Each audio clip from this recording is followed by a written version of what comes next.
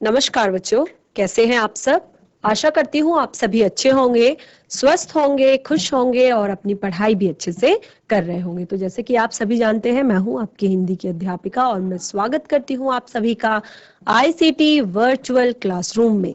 और आज हम यहाँ पर एकत्रित हुए हैं पढ़ने के लिए क्लास 8 की हिंदी।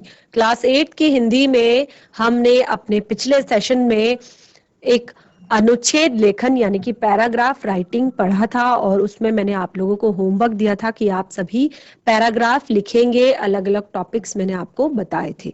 तो आशा करती हूँ कि आप सभी ने अपना होमवर्क कंप्लीट किया होगा। आज जो हम शुरू करेंगे, आज हम आपकी पाठ्य पुस्तिका वसंत भाग 3 का चैप्टर 12 जो कि सुदामा चरित है, इसे हम पढ़ेंगे। तो सुदामा चरित जो ये पाठ है आपका, इसमें सुदामा के बारे में बताया गया है। तो जैसे कि आप सभी को पता है, श्री कृष्ण और सुदामा बचपन के मित्र हैं। उन्होंने साथ में शिक्षा ग्रहण की है, एक साथ ही वो गुरु के आश्रम में रहा करते थे, शिक्षा ग्रहण किया करते थे और वहीं से उनकी जो मित्रता है वो प्रचलित हुई थी। तो जिस तरह आपने देखा कि श्री कृष्ण जो है जब बड़े हुए उसके बाद वो अपने राज्य में यानी कि मथुरा चले गए, वहां के वो राजा बन गए। और सुदामा क्योंकि वो एक ब्राह्मण कुल के हैं तो उन्होंने अपनी जो रोजी रोटी है उसको उन्होंने संभाला। तो सुदामा जो है वो बहुत ही ज्यादा दीनहीन ब्राह्मण है। तो उसी के कारण, क्योंकि एक समय उनके घर में ऐसी स्थिति उनके घर में आ गई कि उनके घर में अन्न का एक दाना भी उनके परिवार के भरण पोषण के लिए नहीं उन्हें प्राप्त हो सका। तो उस समय उन्हें विचार हुआ कि उन्हें अपने मित्र श्री कृष्ण के पास जाना चाहिए, क्योंकि वो दोनों बचपन से ही बहुत ज्यादा गहरे मित्र थे। तो क्योंकि दोनों अपने अपने गृहस्थी में अपने अपने कार्यों में व्यस्त हो गए थे, तो इस कारण कई वर्षों तक वो एक दूसरे से नहीं मिल पाए। तो आज जब सुदामा श्री कृष्ण के पास गए हैं, श्री कृष्ण से मिलने गए हैं, तो किस तरह का उनका सुदामा चरित की यहाँ पर बात की गई है। तो सुदामा का किस तरह की वेशभूषा है, किस तरह का उनका चरित्र का यहाँ पर प्रदर्शन किया हुआ है। तो बहुत सारी चीजें हम इस पाठ में पढ़ेंगे। बहुत ही प्यारा पाठ है, बहुत ही इंटरेस्टिंग आपका ये चैप्टर है। तो आशा करती हूँ कि आप सभी ध्यान पूर्वक सुनेंगे, समझेंगे। हम चलेंगे स्मार्ट बोर्ड की तरफ, शुरू करेंगे आज का सेशन। तो आप सभी का ये जो चैप्टर है ये नरोत्तम दास जी द्वारा लिखा गया है।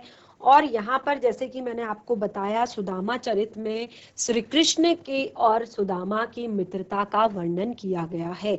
और श्री कृष्ण की सुदामा की जो मित्रता है वो मित्रता कब दिखाई देती है। एक तो उनके बचपन का है, जब वो बचपन में गुरु के आश्रम में साथ में रहा करते थे। और अब ये उनके बड़े होने के बाद जब वो अपने जीवन में दोबारा मिले हैं, तो किस तरह का उस समय वहां पर वातावरण है, किस तरह का उन दोनों के बीच प्रेम जो है वो प्रकट हुआ है इस सुदामा चरित के माध्यम से। तो शुरू करते हैं। शीस पगा न झगा तन में, प्रभु जाने को अहि बस के ही ग्रामा, धोती फटी सी लटी दुपटी, अरुपाय उपानह को नहीं सामा। तो यहाँ पर सुदामा की वेशभूषा के बारे में बताया है। द्वार खड़ो द्विज दुर्बल एक, रहियो चकी सो वसुधा अभिरामा, पूछत दीन दयाल को धाम, बतावत अपनो नाम सुदामा। तो ये जो पंक्ति है आपको थोड़ा थोड़ा याद आ रहा होगा कि एक जो आपने भजन सुना होगा, एक सॉन्ग है, वो भजन आप यहाँ पर पूरी तरह से ये जो सुदामा चरित है इसमें आप समझ सकते हैं उस चीज को, उस बात को। ये किस समय के बारे में यहाँ पर बताया गया है, जब सुदामा श्री कृष्ण के महल यानी कि मथुरा जाते हैं उनसे मिलने के लिए। तो वहां पर वो खड़े हैं उनके महल के द्वार पर और महल के द्वारपालों को बार बार कह रहे हैं कि मुझे दीन दयाल से मिलना है, दीन दयाल का धाम बता दीजिए, प्रभु श्री कृष्ण का धाम बता दीजिए, कहाँ उनका घर है बता दीजिए। तो ये सारी बातें लेकर जो श्री कृष्ण के द्वारपाल हैं वो आए हुए हैं श्री कृष्ण को इस बात की जानकारी देने के लिए कि एक ऐसा व्यक्ति, कैसा व्यक्ति यहाँ पर देखिए वर्णन किया गया है। कैसा व्यक्ति है वो, देखिए, श्री कृष्ण के जो द्वारपाल हैं उन्हें आकर बताते हैं कि द्वार पर शीस पगा न झगा तन में, प्रभु जाने को अही बसे कही ग्रामा, धोती फटी सी लटी दुपटी अरुपाय उपाहन को नहीं सामा। तो यहाँ पर उनके जो द्वारपाल हैं, श्री कृष्ण के जो द्वारपाल हैं, वो उन्हें जानकारी दे रहे हैं, बता रहे हैं कि हे प्रभु, द्वार पर बिना पगड़ी के शीस पगा, सिर पर कोई पगड़ी नहीं है, क्योंकि भगवान वो एक राजा है, तो उनसे मिलने के लिए तो राजा ही आ सकते हैं जिनके शीस पर मुकुट सुशोभित हो, अच्छे वस्त्र जिन्होंने पहन रखे हो। लेकिन यहाँ पर आज जो स्थिति है वो बिल्कुल चेंज है, बिल्कुल परिवर्तित है कि ऐसा व्यक्ति कृष्ण से मिलने आया है जिसके न शीस पर पगड़ी है, न झगा तन पे, न ही तन पे कोई वस्त्र पहना हुआ है, उसने कोई कुर्ता नहीं पहना हुआ है, ऊपर से कोई झुगला नहीं पहना हुआ है। जाने को अही बसे कही ग्रामा, पता नहीं कौन से गांव से आया हुआ है, पता नहीं कौन से गांव का रहने वाला है। धोती फटी सी लटी दुपटी अरु पाय उपाहन को नहीं सामा, यानी कि जो वो उसकी जो धोती है वो बिल्कुल फटी हुई है, एकदम बिल्कुल फटी और बिल्कुल मुड़ी हुई ऐसी धोती वो पहन के आया हुआ है। और अरुपाय उपाहन को नहीं सामा, और बिल्कुल भी वो बहुत ही ज्यादा कमजोर है, बहुत ही ज्यादा।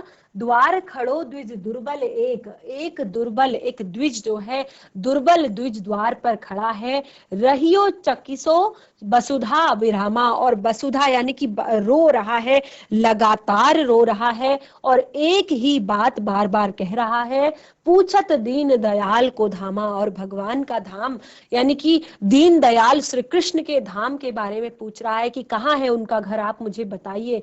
बतावत अपनो नाम सुदामा, और अपना नाम सुदामा बता रहा है, हे प्रभु, ऐसा व्यक्ति एक आपके द्वार पर खड़ा है। तो इस तरह द्वारपालों ने श्री कृष्ण को सुदामा के बारे में बताया, यानी कि उस व्यक्ति के बारे में बताया जो द्वार पर खड़ा हुआ है।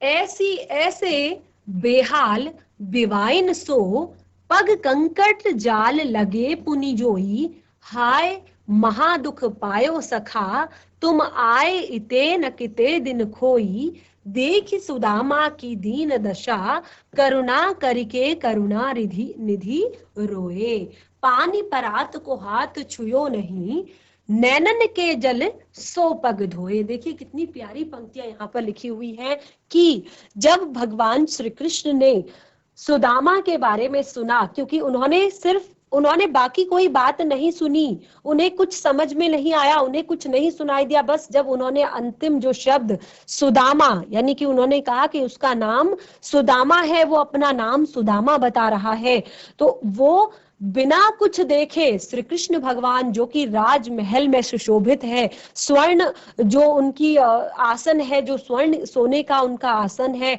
और मखमल का उनका गद्दा है जिस पर वो विराजमान है, लेकिन जब उन्होंने ऐसे बेहाल बिवाइन सो, पग कंकट जाल लगे पुनि जोई, हाय महादुख पायो सखा, तुम आए इते न किते दिन खोए। तो यहाँ पर जब द्वारपाल के मुंह से सुदामा का जिक्र सुना, कि थोड़ा सा जब सुदामा शब्द श्री कृष्ण ने सुना, तो उन्हें वो एक बिल्कुल आव देखा न था, उन्होंने कुछ नहीं देखा कि वो राजा है, उनको इस तरह का काम शोभा नहीं देता कि वो जाए और नंगे पांव जाए। तो वो बिल्कुल दौड़ दौड़ कर नंगे पांव ही अपने सिंहासन से उठे, अपनी कुर्सी, अपना जो उनका राज का सिंहासन था उससे उठे और नंगे पांव ही दौड़ पड़े उन्हें लेने के लिए।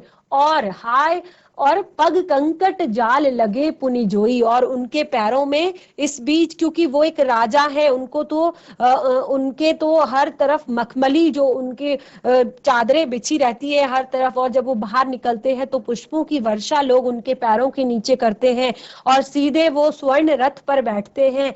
लेकिन अभी वो बिल्कुल नंगे पैर दौड़े चले आए हैं बाहर, और पैरों में बहुत सारे कंकड़ पत्थर चुभ गए हैं और उससे क्या हुआ है, बहुत सारे घाव उनके पैर में हो गए हैं, बहुत सारा खून उनके पैरों से निकल रहा है। हाय महा दुख पायो सखा तुम आए, इते नहीं किते दिन खोए। और जब वो श्री कृष्ण ने देखा, जब श्री कृष्ण ने सुदामा को देखा और वो उनसे लिपट गए और बहुत रोए और कहा कि हे मित्र, तुमने बहुत ही ज्यादा दुख पाया है और तुमने अपना जो पूरा जीवन है वो दुखों में व्यतीत कर दिया, तो तुम इतने समय से मुझसे मिलने के लिए क्यों नहीं आए।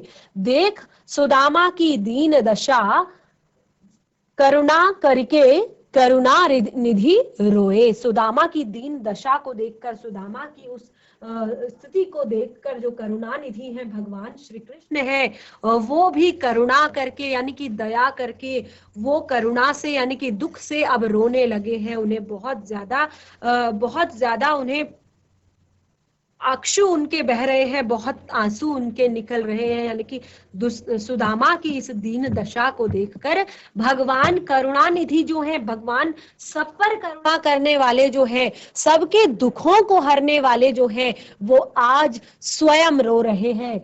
पानी परात को हाथ छुयो नहीं, नैनन के जल सो पग धोए। और क्योंकि सुदामा है, उनके मित्र है, भगवान श्री कृष्ण के मित्र है, भगवान श्री कृष्ण मथुरा के राजा है, तो वहां पर अब उनके लिए एक स्वर्ण की, जो सोने की जो परात है, उसमें पानी लेकर आया गया। उनके पांव धुलवाने के लिए, श्री कृष्ण के पैरों को धोने के लिए पानी लेकर आया गया परात में। लेकिन उन्होंने क्या किया, उन्होंने पानी की परात को छुए बिना, श्री कृष्ण ने पानी की उस परात को छुए बिना नैनन के जल सो पग धोए अपने, क्योंकि इतनी ज्यादा उनके अश्रु बह गए।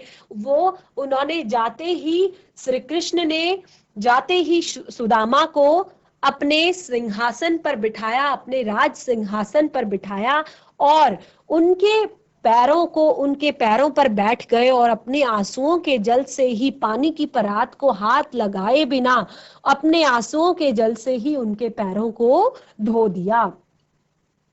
तो अब फिर क्या कह रहे हैं श्री कृष्ण भगवान, देखिए, कछु भाभी हमको दियो, सो तुम काहे न देत, चापी पोटरी काख में रहे काहो के ही हेतु। तो अब यहाँ पर श्री कृष्ण भगवान, क्योंकि जब सुदामा अपने घर से निकले थे तो उनकी स्थिति ऐसी थी उस टाइम पे, ऐसा उनके घर का हाल था कि उनके घर में खाने को एक अन्न का दाना तक नहीं था। तो अब वो बहुत ज्यादा दुखी थे सुदामा की, मैं क्या मुंह लेकर अपने मित्र के पास जाऊं, क्योंकि वो एक राजा है। क्योंकि जब राजा से कोई मिलने जाता है तो उसके लिए बहुत बड़े बड़े उपहार, बहुत बड़े बड़े तोहफे लेकर जाता है।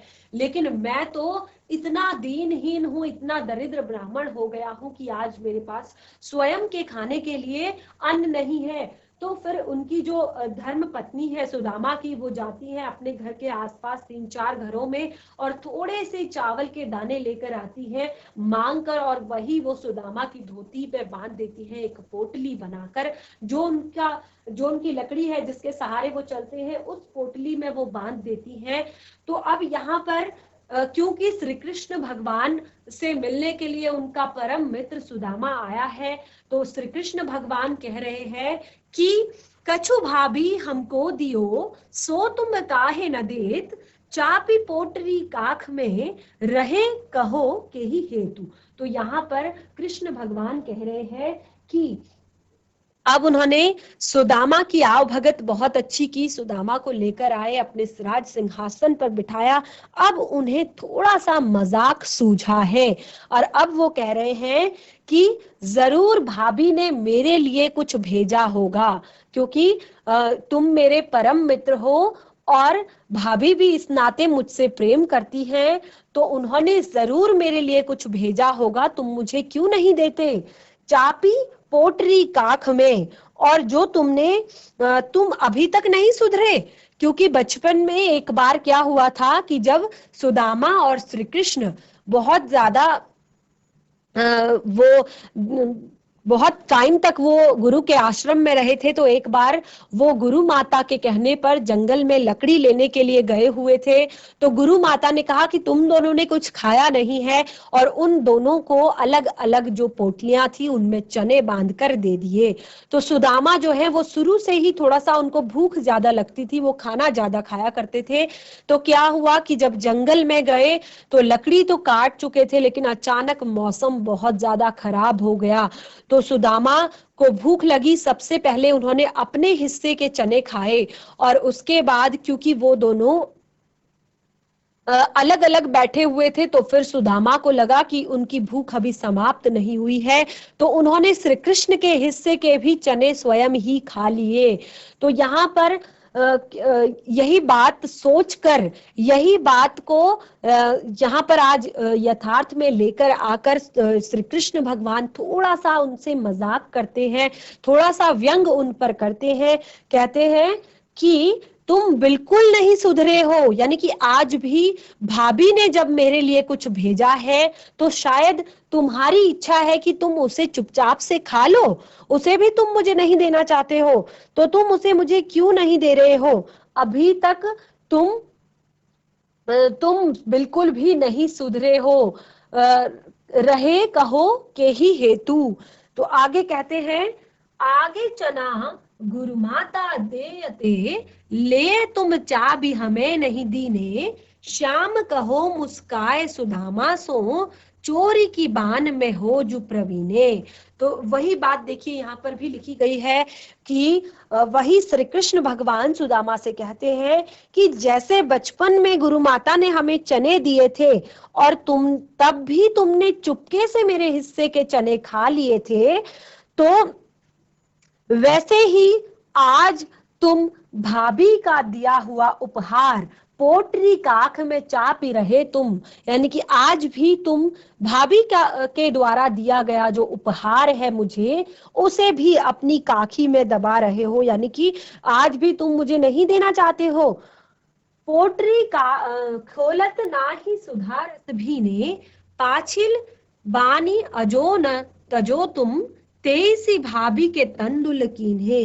तो यहाँ पे श्री कृष्ण भगवान कहते हैं, आज भी तुम जो रस से भरे, खोलत ना ही सुधा रस भीने, क्यों नहीं खोल रहे हो तुम इस पोटली को? इसमें से बहुत ही अच्छी सुगंध आ रही है, बहुत ही भीनी भीनी खुशबू आ रही है इन चावलों की। तो पाँच लिबानी अजो न तजो तुम, यानी कि तुम चाहते हो कि कुछ टाइम बाद तुम ही इसे खा लो। तेसी भाभी के तंदुल कीन्हे, तो इस तरह भाभी के द्वारा दिए गए जो तंदुल है, चावल है, उन्हें तुम खा लेना चाहते हो। तो भगवान ये छोटा सा व्यंग सुदामा के साथ कर रहे हैं। आगे की पंक्तियां, वह पुलकनी वह उठी मिलनी, वह आदर की बात, वह पिठवनी गोपाल की, कछु न जानी जात। तो अब यहाँ पर जब देखिए सुदामा के घर वापस घर की तरफ लौटने का वर्णन किया गया है। यहाँ पर हमने पढ़ा कि सुदामा जी गए श्री कृष्ण के पास, उनका वहां पर बहुत ही अच्छे से आदर सत्कार हुआ, बहुत ही अच्छे से उनका स्वागत सत्कार हुआ, बहुत अच्छे सिंहासन पर उन्हें बिठाया गया, खूब सारी चीजें खाने पीने के लिए उन्हें दी गई, और श्री कृष्ण ने कुछ अच्छा समय भी उनके साथ व्यतीत किया। तो ये सारी चीजें अब समाप्त हो चुकी है, क्योंकि अब श्री कृष्ण भगवान के घर से सुदामा के विदा लेने का समय आ चुका है। तो सुदामा जब अपने घर की तरफ रास्ते में लौट रहे हैं, यानी कि अब वो सुदामा जो है श्री कृष्ण से विदा ले चुके हैं, अपने घर की तरफ बढ़ रहे हैं, तो अब वो क्या सोच रहे हैं कि देखिए यहाँ पर सुदामा क्या करने आए थे? वो श्री कृष्ण से मदद लेने आए थे, क्योंकि उनके घर में तो एक अन्न का दाना तक नहीं है। वो कृष्ण की मदद लेने के लिए यहाँ पर आए हुए हैं। तो अब सुदामा सोच रहे हैं कि मेरी इस दीन दशा को देखकर भी वह पुलकनी, वह उठी मिलनी, वह आदर की बात, वह पटवनी गोपाल की, कछु न जानी जात। तो अब यहाँ पर सुदामा जी के मन में बहुत सारे विचार घूम रहे हैं, बहुत सारी बातें घूम रही हैं कि मेरा खूब सारा वह जो खुशी थी वह पुलकन, यानी कि उसके मन में मेरे प्रति जो खुशी थी, उसका जो मेरे से मिलन था, उसका जो मेरा आदर करने की बात थी, उसके जो मेरे सेवा भगत की बात थी, वो सब बात मुझे समझ नहीं आ रही है, क्योंकि वो सब बात मैं समझ नहीं पा रहा हूँ। घर घर कर ओढ़त फिरे तनक दही के काज, कहाँ भयो जो अब भयो हरि को राज समाज, हो आवत नहीं हूँ तो वाही पठियो ठेली, अब कही हो समुझाई के बहुधन धरो सकेली। तो अब यहाँ पर सुदामा जी कहते हैं कि जब वो श्री कृष्ण के पास उम्मीद लेकर आए थे, मैं तो श्री कृष्ण के पास उम्मीद लेकर आया था कि क्या उम्मीद लेकर आए थे कि श्री कृष्ण भगवान मेरी कुछ मदद करेंगे, कुछ मेरे को कुछ देंगे जाते वक्त। लेकिन यहाँ पर बहुत सारा मुझे आदर सम्मान मिला, एक तरफ तो बहुत सारी चीजें, बहुत सारा सम्मान मुझे दिया गया, और दूसरी तरफ मुझे बिना कुछ दिए लौटा दिया गया। तो वो कहते हैं कि मैं तो यहाँ आना ही नहीं चाहता था, वो क्योंकि ये तो उनकी धर्म पत्नी ने उन्हें जबरदस्ती भेजा था। और अब वो कहते हैं कि श्री कृष्ण तो खुद बचपन में जरा से मक्खन के लिए पूरे गांव के घरों में चक्कर लगाया करता था। जब इसको माखन खाना होता था तो ये पूरे गांव के घरों में चक्कर लगाया करता था, पूरे गांव में घूमा करता था, और इससे मदद की आस लगाना बेकार है। बहुत सारी बातें अब सुदामा जी रास्ते में सोचते हुए आ रहे हैं, क्योंकि वो बहुत ज्यादा परेशान है, क्योंकि उनकी धर्म पत्नी ने तो उन्हें इसलिए भेजा था। देखिए, हमें कभी भी कष्ट आता है, देखिए मित्र, इसीलिए संसार में हमारे जो मित्र होते हैं, इसीलिए हम अपने मित्र बनाते हैं, ताकि अगर हमारे जीवन में कोई दुख आए या हमारे जीवन में कोई सुख आए, हम उनके साथ शेयर कर सके, बांट सके। तो सुदामा के जो मित्र हैं श्री कृष्ण, आज वह भी अपने मित्र से अपने दुख बांटने आए हुए थे, यानी कि उन्हें लग रहा था कि उनका मित्र उनकी स्थिति देखकर समझ जाएगा, लेकिन ऐसा कुछ नहीं हुआ। उनकी आदर खादर तो खूब हुई, लेकिन जाते वक्त बिल्कुल खाली हाथ उनको लौटा दिया गया। तो वो बहुत सारी बातें सोच रहे हैं घर जाते वक्त कि मैं तो आना ही नहीं चाहता था, मेरी पत्नी ने मुझे जबरदस्ती भेजा। जो श्री कृष्ण बचपन में स्वयं घर घर जाकर माखन खाया करता था, मैं उससे क्या मदद की उम्मीद रखूं। तो इस तरह की बहुत सारी बातें सुदामा जी रास्ते में सोचते हुए आगे बढ़ रहे हैं। अभी क्या हुआ, वैसोई राज समाज बने, गजबाज घने मन संभ्रम छायो, कंधों परियो बहु मार्ग भूली, के फेरी कै मैं अब द्वारिका आयो, भोन बिलो किबे को मन लोचत, सोचत ही सब गांव मझायो, पूछत पांडे फिरे सो, पर झोपड़ी को कहूं खोज न आयो। देखिए कितनी प्यारी बात यहाँ पर लिखी गई है कि किस तरह से सुदामा जी जब इतनी सारी बातें सोचते हुए आगे बढ़ रहे हैं, इतनी सारी चीजें अपने मन में सोच रहे हैं, तो क्या हुआ, अचानक जब वो आगे बढ़े तो उन्हें अपने गांव का, उनका जो एरिया था, अपना जो इलाका था उनका, वहां का उन्हें एक अलग ही दृश्य दिखाई दिया, जिसमें वो बिल्कुल गुम हो गए। और उनको अपने मन में कहीं ऐसा प्रतीत हुआ कि कहीं मैं घूमकर पुनः द्वारिका तो नहीं आ गया हूं। तो बच्चों, आज हमने नरोत्तम दास जी द्वारा लिखी गई सुदामा चरित्र की कुछ पंक्तियां यहाँ पर पढ़ी। तो बहुत ही प्यारी पंक्तियां ये थी, तो आशा करती हूँ कि आपको भी पसंद आई होंगी, आपको इस पंक्तियों का भावार्थ समझ में आ रहा होगा। इसी पाठ को हम कंटिन्यू करेंगे अपने नेक्स्ट सेशन में। आज के लिए इतना ही, जितना भी पढ़ा है आप इसे अपने घर में रिवाइज कीजिए। हम मिलेंगे नए सेशन में, तब तक के लिए धन्यवाद। आपका दिन शुभ हो।